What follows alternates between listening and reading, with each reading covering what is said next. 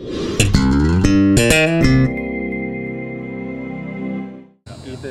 how's the knee feeling? You've been, out there full go. Do you feel 100%? Yes, I do.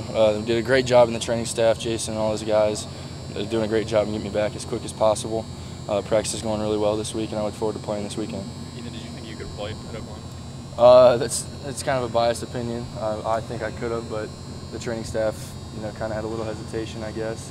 And ultimately, it was the coach's decision, and they decided to hold me out and put my, further career in the hands of them. And I greatly appreciate the decision that they made. So it's again a biased opinion. Was that tough to sit out there and yeah, you could help? Very tough. But Daniel did a good job in the game, and we've got some other guys that played very well as well. And so obviously it was tough being on the sidelines, but they did a great job. Did it help just being able to make the trip just to kind of get a feel for what it's going to be like in a road environment, or you think it's going to make any difference? Definitely, that was big. I had never been on a road trip into a college atmosphere, and Oklahoma's atmosphere was nothing that I've experienced as far as people rooting against you. So it was a big experience for me going into Georgia this weekend. Do you feel like Georgia might be even more hostile because they are an SEC East opponent? That's expected, but we're just going to try and block it out and play our game, and that's why we got crowd noise going every day at practice. So. Ethan, I know people talk about when you sit out a game or two, you kind of see a different perspective. Did you feel like that at all, watching from the sideline? Were you able to pick up some things maybe that you didn't see before? Yeah, a little bit. You kind of watch more of the game in general opposed to just your position. And obviously you try and watch position, but there's some times where you can't see it, and you see the flow of stuff that you talk about during practice. So it was kind of, helpful, I guess, to see the whole defense. Ethan, have you ever had a serious football injury before since you played the sport? No, sir, I've not. That was the scariest part about it. I've been fortunate enough to never have a big injury, and thankfully we got back as quick as we did. You said it was scary when you get I guess maybe it was a helmet or a shoulder pad, one directly to the knee, and you feel it kind of give a little bit, and you're getting helped off the field. What's kind of going through your mind at that point? Just thinking of all the best scenarios, I guess, and there's nothing you can do about it, so you got to do whatever you can to get it back as fast as possible. So when you heard nothing was torn, that had to be...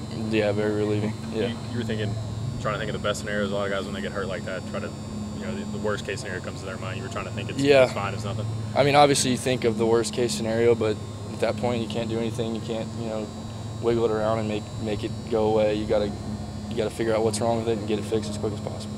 I couldn't hear you. Did you think it was worse than it actually was? Yeah, originally, you think it's worse, and so I was just kind of worried there, but got through it. Are you kind of surprised at how quickly you've bounced back?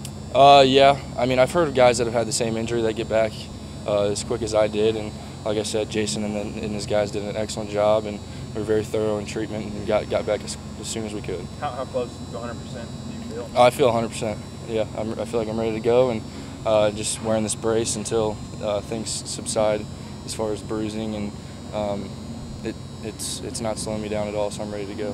How big of a priority is chip blocking this week for you guys to slow down that pass rush just with guys like Hunter Floyd and some of those other guys? It's big. It's something that we've got to stop the rush and make it easy on our offensive line, and so it's a big part. Is that easy for you?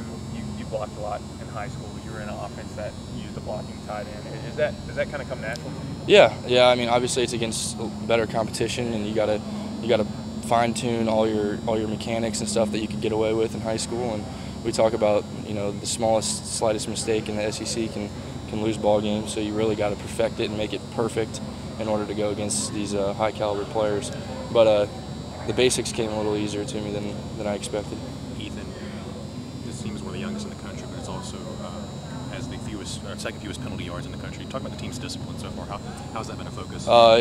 It's a major focus of, I'm sure, all teams, and we do a great job, very disciplined, and we understand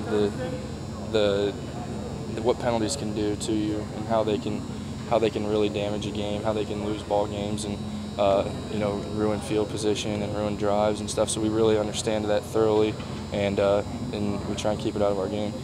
How much of you guys do you feel like you'll do more two tight end stuff this week? I guess it just all depends.